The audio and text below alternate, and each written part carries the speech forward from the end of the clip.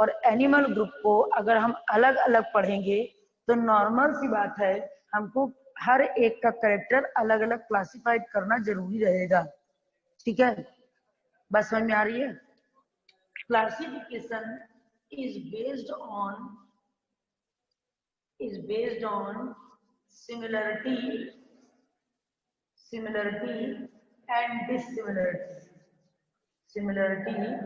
and dissimilarity. Classification is based on similarity and dissimilarity. बात इतनी समझ में आ गई? क्लासिफिकेशन सिमिलरिटी और डिसिमिलरिटी पर बेस्ड होता है। ठीक, यानी हमारे पास डिफरेंशिएशन कितने डिफरेंट करेक्टर है, कितने सिमिलर करेक्टर है। सिमिलर करेक्टर वाले को हम एक जगह पे रखेंगे और डिफरेंट करेक्टर वाले को एक जगह पे रखेंगे, तो इस पे बेस्ड होता है क्लासिफिकेशन। तो जब हम हर एक चीज की एक ब्रांच बना रहे हैं, तो क्लासिफिकेशन की स्टडी की भी हमने एक ब्रांच बनाई है, जिसमें हम लोग लिखते हैं study of classification is known as study of classification is known as species. बस समझ गए? Study of classification is known as species.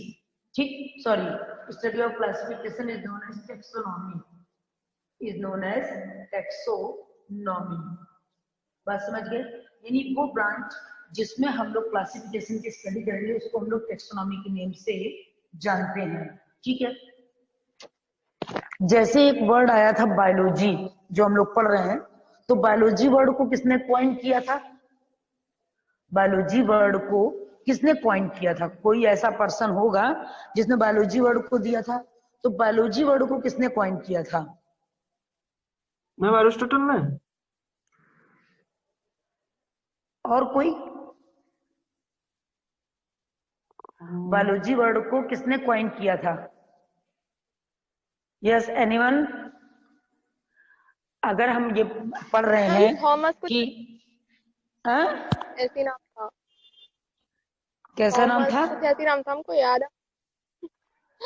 Thomas कुछ ऐसी नाम था, हम भूल रहे हैं मैम। भूल भी दिया। अच्छा, ये बताओ, बायोलॉजी वर्ड का तो भूल गए, तो उज्जवल? Yes ma'am. उज्जवल क्या सीन है? हाँ, आपका क्या सिनेरियो है कि बायोलॉजी वर्ड को किसने कॉइन किया होगा? दो लोगों का ओपिनियन आ गया,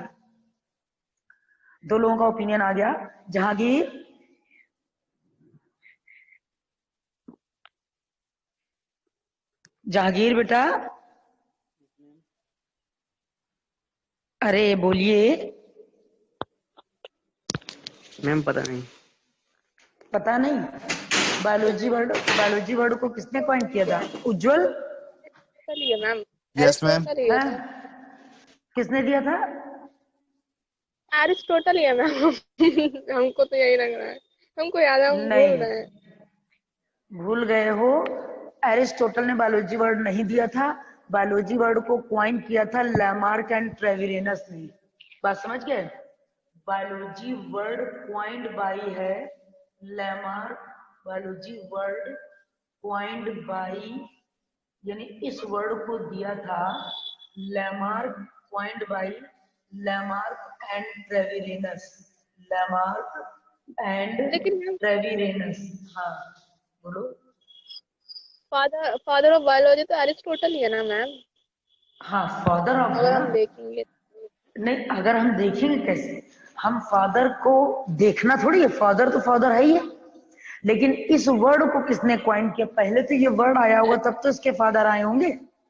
बात समझ रहे हो भाई? हमने इस ब्रांच को बनाया होगा, तो इस ब्रांच को किसी ना किसी ने तो अलग से डिनोट किया होगा, तब तो इसके फादर आए, कि गॉड फादर इसका कोई और है, नाम देने वाला कोई और है।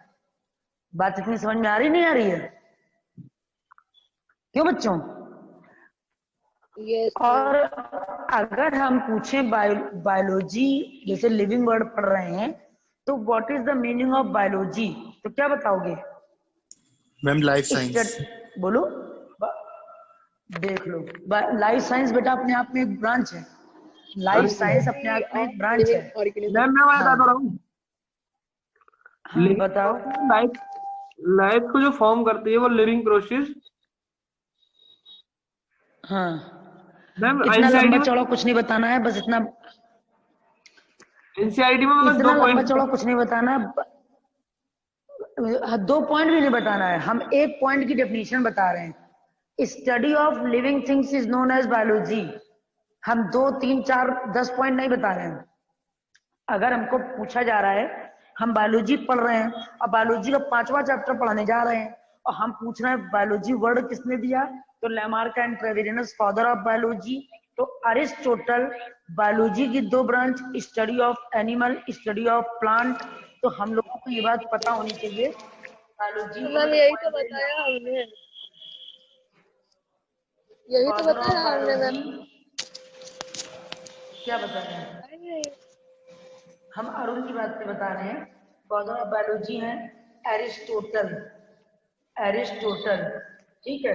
और बायोलॉजी की 2 ब्रांच है, एक है study of animal, study of animal, और दूसरा है study of plant, study of plant. तो स्टडी ऑफ एनिमल को हम लोग बोलते हैं जूलॉजी, ठीक है, और स्टडी ऑफ प्लांट को बोलते हैं बॉटनी। और जूलॉजी के फादर होते हैं, फादर ऑफ जूलॉजी हैं एरिस्टोटल, फादर ऑफ जूलॉजी हैं एरिस्टोटल, एरिस्टोटल, एरिस्टोटल, बात समझ गए। और फादर ऑफ बॉटनी है थियोफ्रेस्टस, थियोफ्रेस्टस। अब याद आ गया सबको, ठीक यस है। मैम। फादर ऑफ बॉटनी है थियोफ्रेस्टस, फादर ऑफ बॉटनी। हम लाइकेन को भी अब तो हमको लाइकेन तो इसी में आ जाएगा ना, सिम्बायोटिक एसोसिएशन में। देखो क्लासिफिकेशन हम लोग लिविंग वर्ड पढ़ रहे हैं, जिसमें हम लोगों ने कल लिविंग एक्टिविटीज के बारे में पढ़ लिया है। लिविंग वर्ड पढ़ने के बाद हमको क्या पढ़ना है, it is based on similarity and dissimilarity. Similarity और डिससिमिलरिटी के बेस पे हम लोगों ने क्लासिफाइड करना किसी भी चीज को शुरू किया है, कि जो चीज डिससिमिलर है वो सेपरेट क्लास में है, जो चीज सिमिलर है वो सेपरेट क्लास में है। तो स्टडी ऑफ क्लासिफिकेशन को हमने क्या कहा, वो भी एक ब्रांच बन गई कि क्लासिफिकेशन, सारी चीजों के क्लासिफिकेशन की स्टडी को हम किस ब्रांच में रखेंगे। तो स्टडी ऑफ क्लासिफिकेशन को हमने रखा किसमें, टेक्सोनॉमी में। Study of classification is known as taxonomy. तो जब स्टडी ऑफ क्लासिफिकेशन टेक्सोनॉमी, जब इन लोगों के गॉड फादर हैं, तो इस ब्रांच का भी कोई ना कोई गॉड फादर होगा। तो फादर ऑफ टेक्सोनॉमी है, फादर ऑफ टेक्सोनॉमी है कैरोलस लीनियस, टेक्सोनॉमी है Carolus, Carolus Linnaeus. Father of taxonomy है कैरोलस लीनियस। बात कितनी समझ में आ रही है, बात कितनी समझ में आ रही है। इतनी बात, माइक बंद करो अपना, जिसका माइक खुला है वो माइक बंद करे अपना। देखो classification is based on similarity and dissimilarities. Study of classification is known as taxonomy. Biology word को दिया था लैमार्क एंड ट्रेविरेनस ने। बायोलॉजी के फादर हैं, फादर ऑफ बायोलॉजी हैं एरिस्टोटल।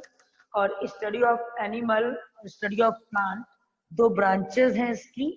स्टडी ऑफ एनिमल को बोलते हैं जूलॉजी, स्टडी ऑफ प्लांट को बोलते हैं बॉटनी। फादर ऑफ जूलॉजी है एरिस्टोटल, फादर ऑफ बॉटनी है थियोफ्रेस्टस, फादर ऑफ टेक्सोनॉमी है कैरोलस लीनियस। इतनी बात समझ में आ गई, इतनी बात समझ में आ गई सबको। Yes ma'am. जहांगीर समझ में आया बेटा, यस मैम। कोई दिक्कत तो नहीं ना हो रही है नो मैम। बेटा? 12th पास आउट हो ना आप? Yes ma'am. 12th pass out हो ना? Yes ma'am. इसी साल पास आउट किया है? नहीं मैम, 90 में। अच्छा अच्छा, लिखिए जल्दी से। कोई डाउट हो तो आप बीच में पूछ सकते हैं, क्लास के बाद भी पूछ सकते हैं, कोई दिक्कत नहीं है। Okay ma'am.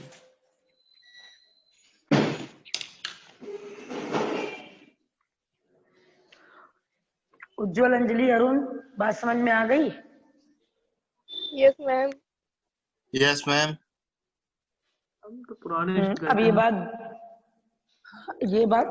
भूलना नहीं, ये बात भूलेगा कोई नहीं। कि फादर ऑफ जूलॉजी कौन है, फादर ऑफ बॉटनी कौन है, क्योंकि इसके No. बाद हम लोग सेल वाला चैप्टर हम लोग पढ़ने जा रहे थे, लेकिन लिविंग बर्ड का टेस्ट लगा हुआ है तो हम लोगों ने लिविंग बर्ड पढ़ लिया है, वरना इसके बाद सेल वाला चैप्टर पढ़ना था। सेल वाले चैप्टर में सब बताते हैं हम। यस मैम, नहीं बोलेंगे। नहीं भूलोगे तो पिटोगे भी, डंडा चलेगा। बोलिए मत जाना।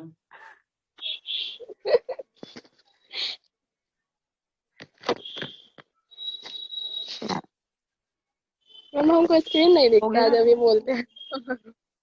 स्क्रीन नहीं दिख रहा मैम, हमको कहाँ चले गए? अब हम बोल दे रहे हैं, दिखा? दिखा मैम, दिखा।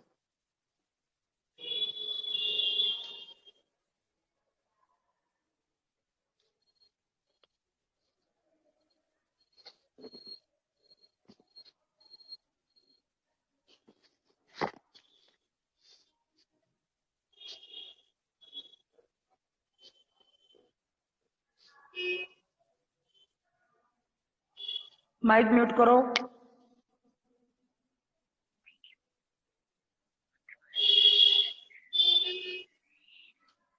अरे माइक म्यूट कर दे।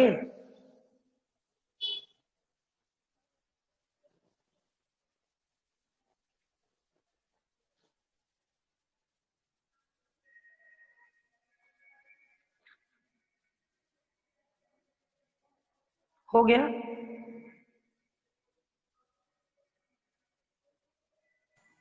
Yes, ma'am. रब कर दें? रब कर रहे हैं हम। सबका हो गया ना बेटा? Yes ma'am. Yes ma'am.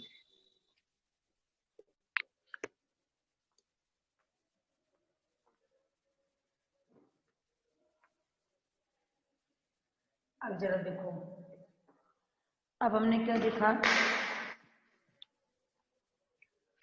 Study of classification taxonomy हो गया। तो स्मॉलेस्ट यूनिट ऑफ क्लासिफिकेशन क्या है? स्मॉलेस्ट यूनिट ऑफ क्लासिफिकेशन क्या है?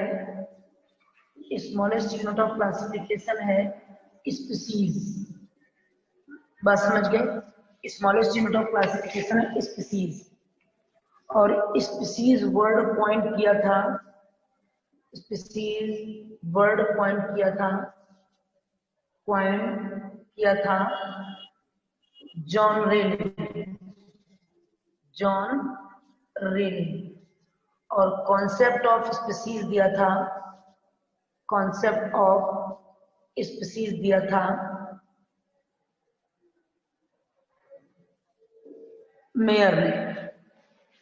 बात समझ गए? कॉन्सेप्ट ऑफ स्पीसीज दिया था मेयर ने। और ये स्मॉलेस्ट यूनिट ऑफ क्लासिफिकेशन है species. Smallest unit of classification है स्पीसीज। स्पीसीज वर्ड पॉइंट किया था जॉन रे ने।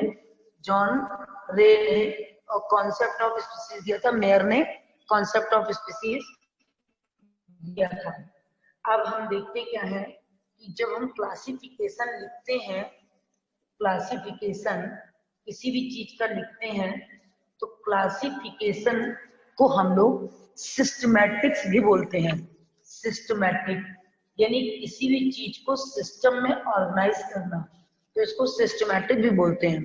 कहीं कहीं पर सिस्टमैटिक भी लिखा होता है। जब हम लोग टेक्सोनॉमी पढ़ रहे होते हैं, प्लांट का क्लासिफिकेशन पढ़ रहे होते हैं, तो वहां पर हम लोगों का टेक्सोनॉमी की जगह पे सिस्टमैटिक दिया होता है कि give the phylum, give the classification या give the systematics of this animal या this plant.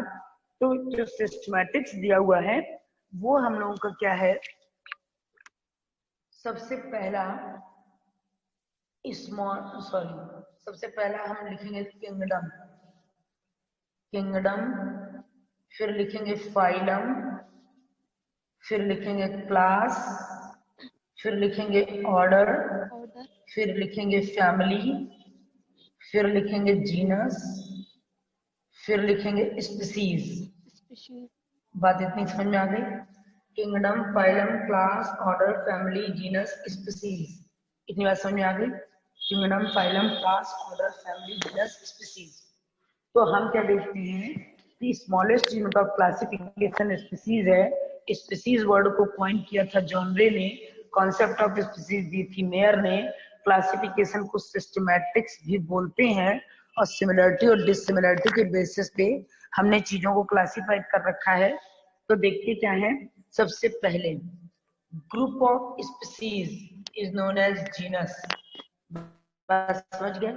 Group of species is known as genus और group of genus is known as family order.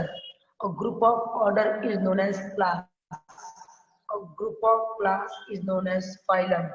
A group of phylum is known as kingdom.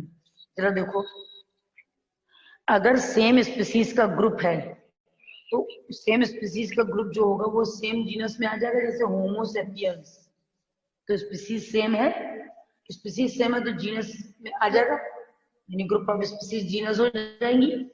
और अगर genus same है तो family भी same होगी, तो group of genus को family हम लोग बोलते हैं और ग्रुप ऑफ फैमिली को ऑर्डर बोलते हैं, ग्रुप ऑफ ऑर्डर को क्लास बोलते हैं, ग्रुप ऑफ क्लास को फाइलम बोलते हैं और ग्रुप ऑफ फाइलम को किंगडम बोलते हैं। बस समझ गए? पूरे होल वर्ल्ड में केवल 2 ही किंगडम है, एक है प्लांट किंगडम और दूसरा है एनिमल किंगडम। हम लोगों ने 5 किंगडम क्लासिफिकेशन बायोलॉजिकल क्लासिफिकेशन में पढ़ा, लेकिन सबका जो समरी निकल के आया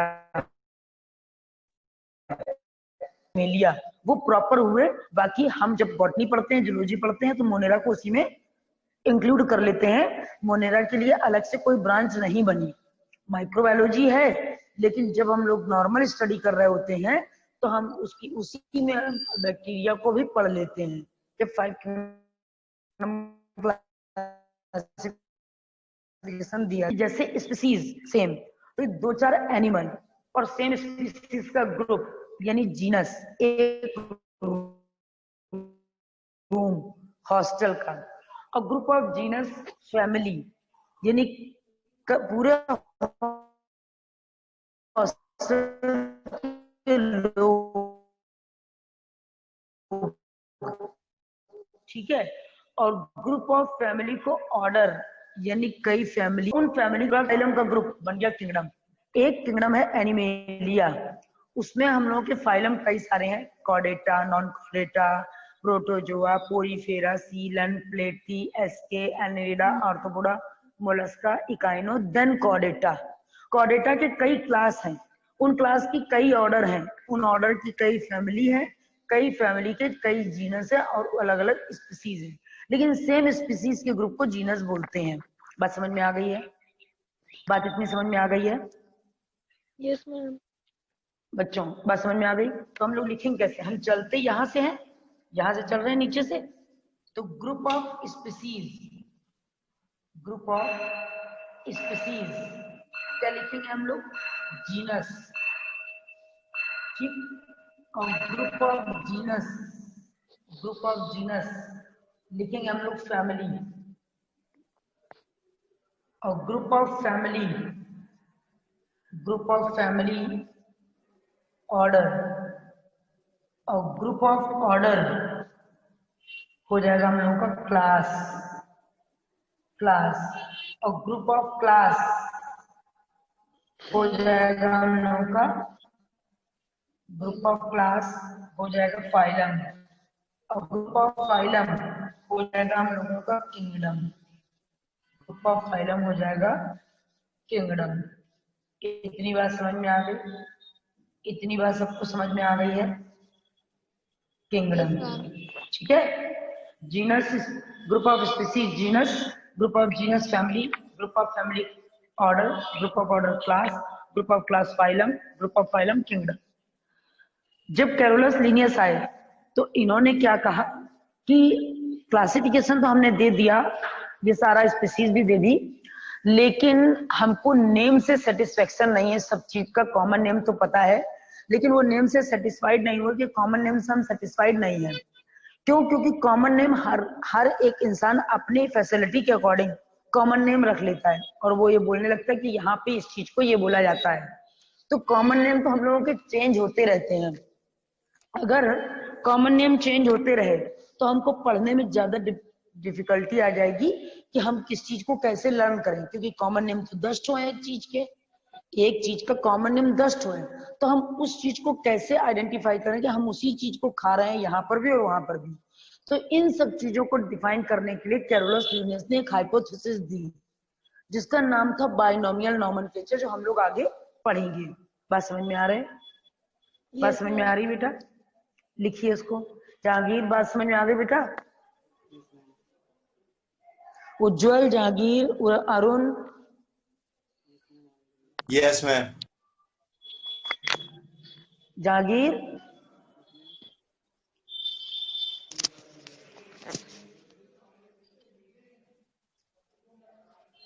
क्यों बेटा?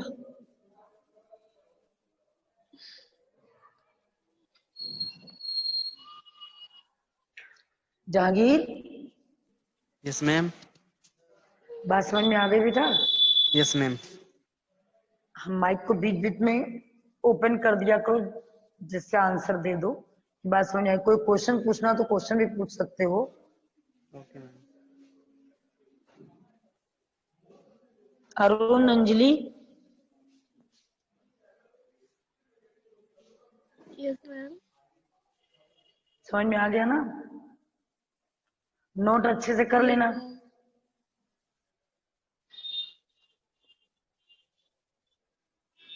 कर रही हूँ।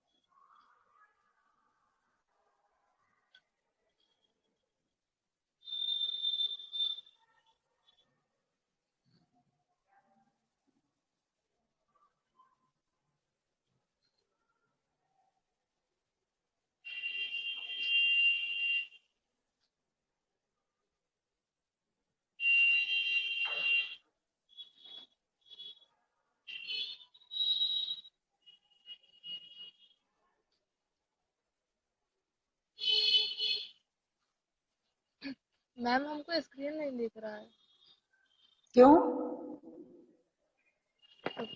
अब दिख रहा है।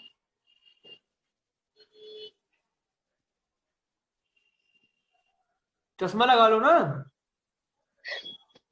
अरुण, मैम। चश्मा लगा हुआ है।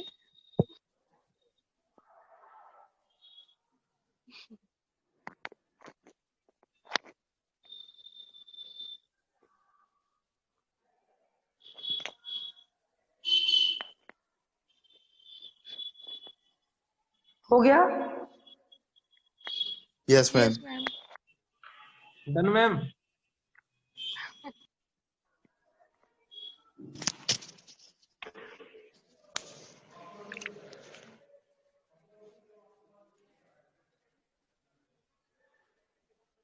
अब जरा देखो इन्होंने क्या बताया।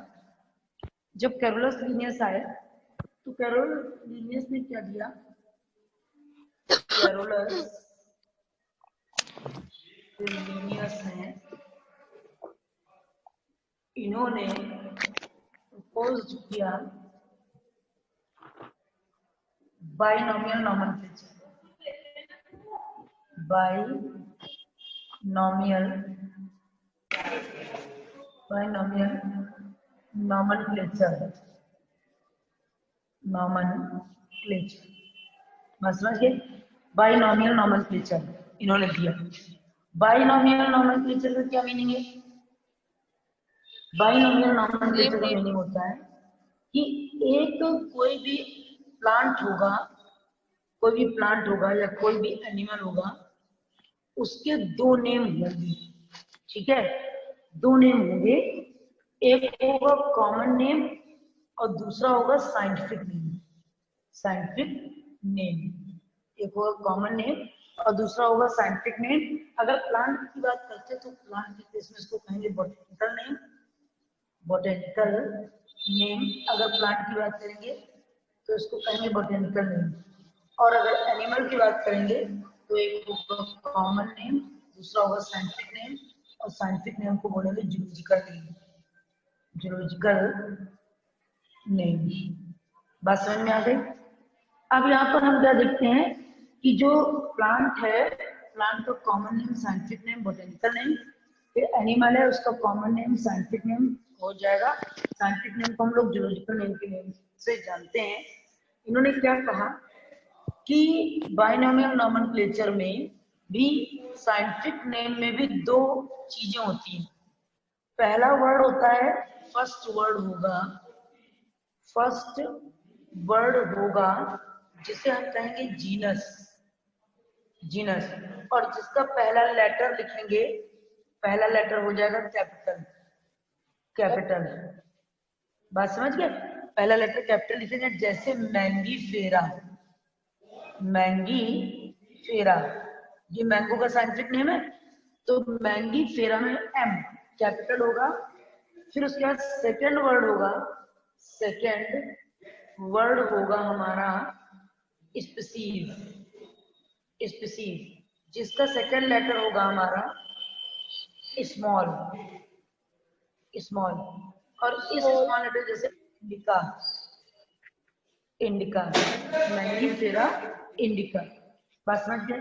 कैरोलस लीनियस ने बाइनोमियल नॉमेनक्लेचर दिया था, बाइनोमियल नॉमेनक्लेचर था, जिसमें प्लांट और एनिमल के दो नाम थे, एक कॉमन नेम था और दूसरा साइंटिफिक नेम था। कॉमन नेम को, हाँ बोलो बेटा। माइक म्यूट करा दीजिए। माइक म्यूट करो। किसका माइक ओपन है? कर लिया मैम, कर दिया। देखो यहाँ पे क्या है, प्लांट का कॉमन नेम, साइंटिफिक नेम, और एनिमल का कॉमन नेम, साइंटिफिक नेम। तो जब हम कॉमन नेम, साइंटिफिक नेम की बात करेंगे तो एक साइंटिफिक नेम आ जाएगा हमारा बॉटनिकल नेम और दूसरा साइंटिफिक नेम आ जाएगा हमारा जूलॉजिकल नेम, ठीक है। तो साइंटिफिक नेम में फर्स्ट वर्ड हो जाएगा हमारा जीनस, फिर उसका capital letter Mangifera, second species, letter small, indica, ये आ जाएगा। क्योंकि कॉमन नेम में हम अगर यहाँ पर किसी चीज को किसी नाम से बुलाते हैं, जैसे पंपकिन है, पंपकिन को इंग्लिश में कद्दू कहते हैं, कुछ लोग कद्दू कहते हैं, कुछ लोग सीताफल, कुछ लोग काशी फल, कुछ लोग कुछ और, परवल को कुछ लोग परोरा, कुछ लोग कुछ, मतलब अलग अलग नाम से जानते हैं। हर 100 मीटर की दूरी पे लैंग्वेज चेंज हो जाती है। तो ये लैंग्वेज चेंज होने से हमको ये तो पता चले कि हम परवल ही खा रहे हैं। बात समझ गए? तो परवल का जो साइंटिफिक नेम है आप उसको जान लीजिए। तो all India, all over world में एक ही परवल का साइंटिफिक नेम है। साइंटिफिक नेम दो दिए गए हैं, तो वो भी पब्लिकली इन्होंने अपनी बुक में सिस्टमैटिकली में दे दिया है कि हाँ भैया इस नाम का सेकंड नेम और भी आ गया है, तो उसको पढ़ना है हम लोगों को। बात समझ गए? कितनी बात समझ में आ रही है? हम लोग इसी तरीके से जब कॉमन नेम, साइंटिफिक नेम लिखेंगे, तो जैसे मैंगो का लिख दिया, उसके बाद हम पोटैटो का लिखेंगे, तो पोटैटो का हम लोग लिखेंगे सोलेनम, सोलेनम ट्यूबरोसम। जो आज हम लिख रहे हैं वो कलम सुनने के लिए लिख रहे हैं, सभी लोग कृपया ध्यान दें। Potato Solanum tuberosum, tomato, tomato Lycopersicon esculentum, persicon esculentum. जो आज हम लिख रहे हैं वो हम कल सुनेंगे, इस बात पे थोड़ा विशेष ध्यान दें।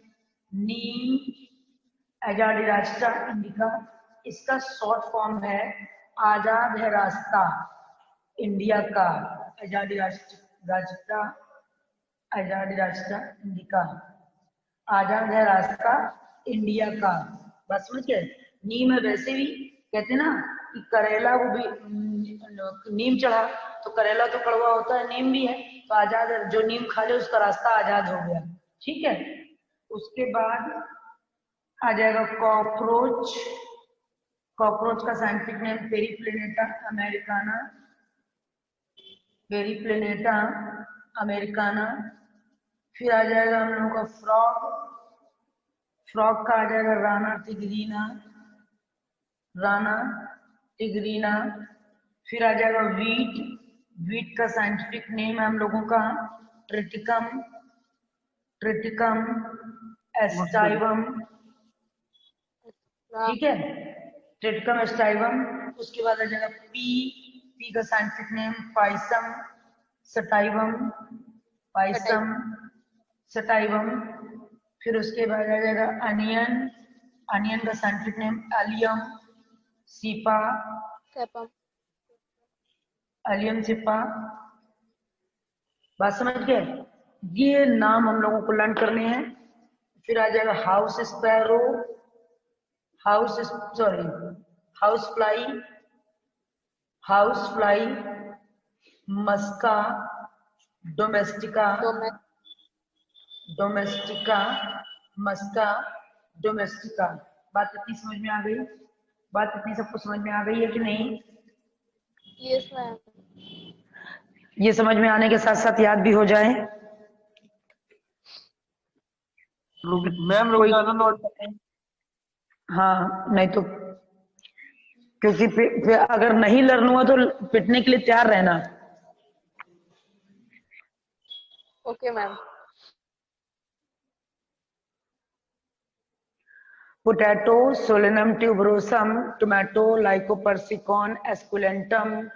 नीम अजाडिरास्टा इंडिका।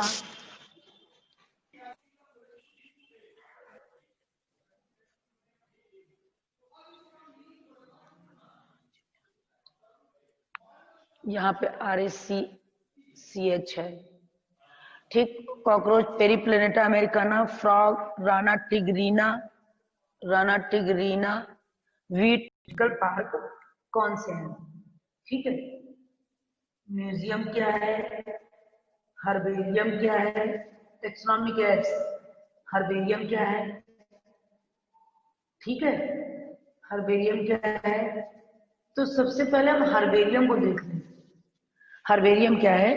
अगर हम ड्राइड प्लांट का कलेक्शन रखते हैं, ड्राइड प्लांट का कलेक्शन रखते हैं, प्लांट सूखा हुआ रहता है, उसको A4 साइज पे चिपकाते हैं, उसका botanical name, collection, collected by, ये सब लिखते हैं, तो ड्राइड प्लांट के कलेक्शन को हम लोग हर्बेरियम बोलते हैं।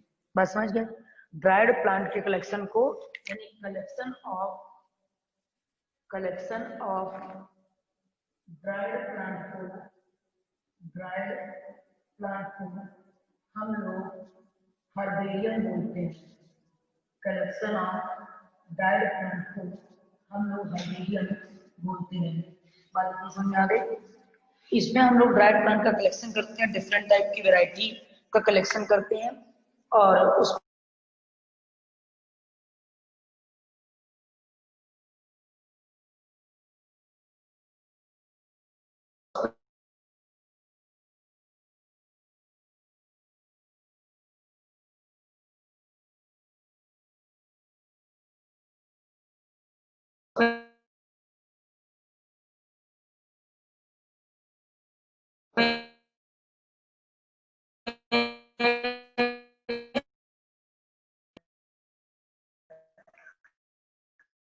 तो उसको हम लोग क्या बोलते हैं? हर्बेरियम बोलते हैं। कितनी बार समझ में आ गई? उसको हम लोग क्या बोलते हैं? हर्बेरियम बोलते हैं। और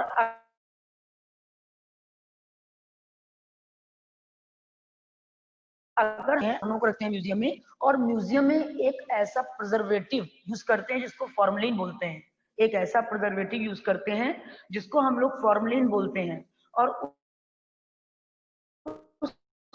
फॉर्मलिन जो है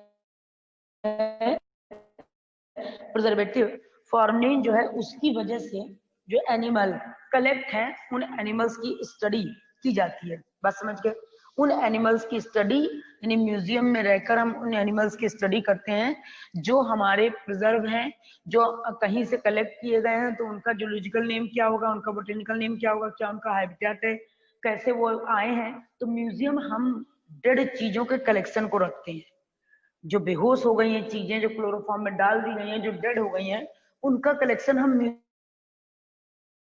म्यूजियम में रखते हैं कि हमको ये पता चलता रहे कि साइंटिफिक हम लोगों का नॉलेज क्या था। वेरियम बनाना पड़ता है, बात समझ गए। म्यूजियम हम और हर्बेरियम, हर्बेरियम प्लांट का बनता है, कोई एनिमल का मत सोच ले, हर्बेरियम जो है हम लोगों का प्लांट का बनता है, ठीक है।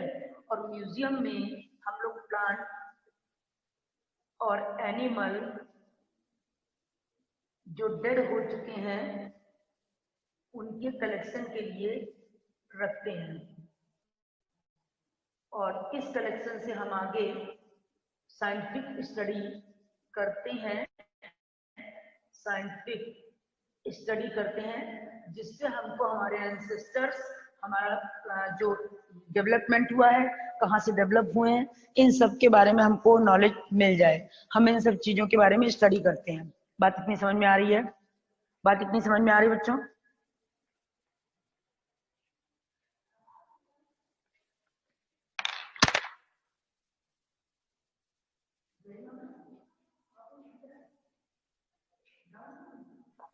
Yes ma'am.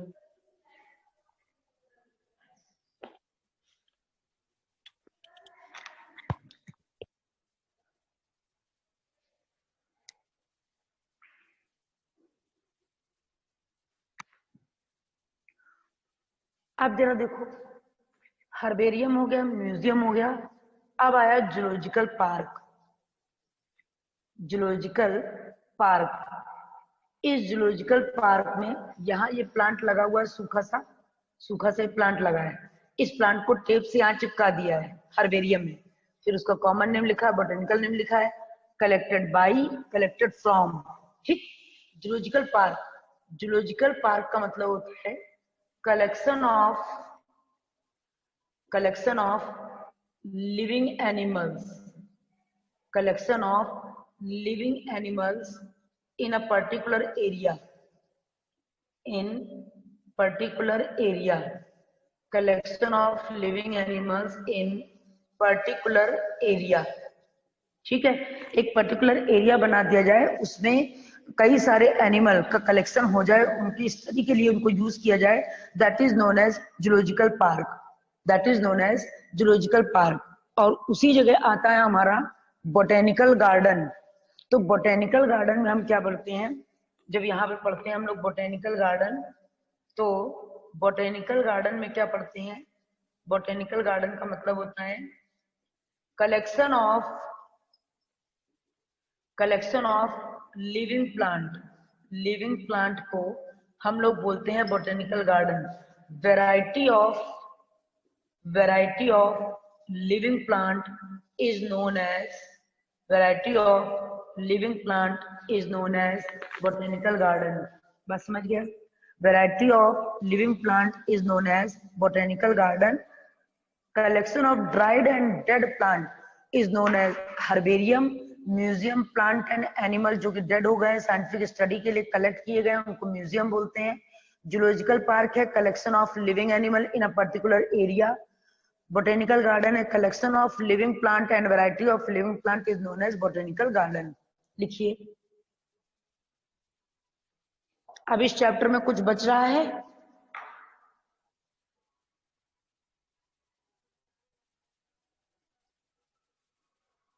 क्यों बच्चों, इस चैप्टर में कुछ लेफ्ट है?